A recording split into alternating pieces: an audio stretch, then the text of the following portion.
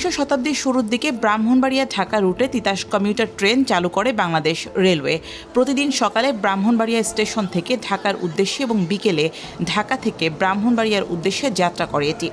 সড়কপথে যানজটের ভোগান্তি এড়াতে এই রুটে যাত্রীদের কাছে অল্প সময়ে বেশ জনপ্রিয় হয়ে ওঠে এই ট্রেন। যাত্রার ঘণ্টাখানেক আগে শুরু হয় তিতাস কমিউটার ট্রেনের টিকিট বিক্রয় কার্যক্রম। মুহূর্তেই শেষ হয়ে যায় আসনের টিকিট। কালোবাজারি টিকিট স্বল্পতার মূল কারণ বলে অভিযোগ যাত্রীদের। কাউন্টার থেকে টিকিট আমরা হাজারো যাত্রী দাঁড়িয়ে 300 মাত্র টিকিট পাই, তারপরেও আবার এগুলো কালোবাজারের কাছে চলে যায়। শুধু কমিউটার ট্রেন নয়, টিকিট নিয়ে ব্রাহ্মণবাড়িয়ার মানুষের এই ভোগান্তি আন্তনগর ট্রেনের ক্ষেত্রেও।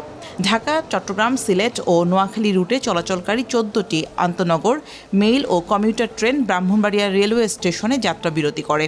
আন্তনগর ও মেইল ট্রেনের টিকিট বিক্রি শুরু হয় যাত্রার 10 দিন আগে। অল্প কিছুদিনের মধ্যে শেষ হয়ে যায় সেগুলো।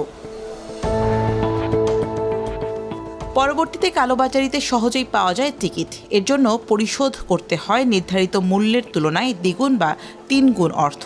টিকিট কালোবাজারিরা ব্রাহ্মণবাড়িয়া রেল স্টেশনে খুব সক্রিয়ভাবে এখানে তারা আছে। এখানে টিকিট কালোবাজারি প্রতিনিয়ত হচ্ছে। এখানে প্রশাসন ব্যবস্থা, বিশেষ করে জিআরপি পুলিশরাও এখানে তাদের গুরুত্বপূর্ণ ভূমিকা পালন করতে ব্যর্থ হয়েছে।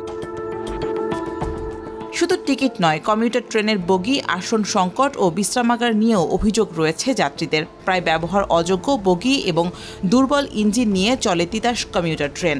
ব্যবহার অযোগ্য হয়ে পড়েছে ব্রাহ্মণবাড়িয়া রেলওয়ে স্টেশনের বিশ্রামাগারও। ব্রাহ্মণবাড়িয়াতে যেই পরিমাণ যাত্রী আছে সেই পরিমাণ আমাদের সিট নাই, যার কারণে কিছু অসাধু ব্যক্তি কাউন্টারের সাথে বা যে কোনোভাবে তারা যোগসাহায্য করে ব্ল্যাকি বিক্রি করে। তারপর যাত্রী বাধ্য হয়ে ব্ল্যাকি টিকিট কাটার পরেও ট্রেনে প্রচুর চাপ থাকার কারণে অনেক সময় মানুষ ট্রেন টিকিট কেটেও উঠতে পারে না।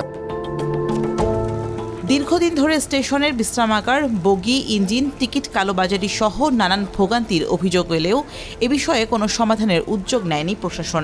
যদিও সাংবাদিকের প্রশ্নের জবাবে ট্রেনের আসন সংখ্যা বৃদ্ধি এবং কয়েকটি কমিউটার ট্রেন সংযোজনের আশ্বাস দিল কর্তৃপক্ষ। টিকিটের তুলনায় প্রায় 4-5 গুণ বেশি যাত্রী হয়। আমার হয়তোবা মেল, কমিউটার, তিতাস, বেসরকারি ব্যবস্থাপনা পরিচালিত ট্রেন, এই সবগুলো মেলায় মানে আপনার স্বল্প দূরত্ব, দীর্ঘ দূরত্ব নিয়ে প্রায় আমার এখানে 1500 মতো টিকিট আছে। তো যাত্রী হয়ে যায় প্রায় 5-6 গুণ।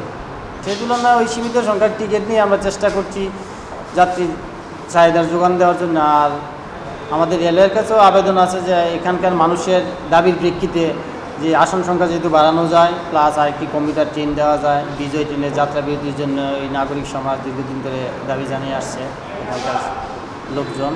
তো আমরা কর্তৃপক্ষকে অবহিত করছি, কর্তৃপক্ষ অবহিত আছেন এই বিষয়ে। ব্রাহ্মণবাড়িয়া ঢাকা রুটে 90 কিলোমিটার পথ পাড়ি দিতে তিতাস কমিউটার ট্রেনের সময় লাগে 3 ঘন্টা।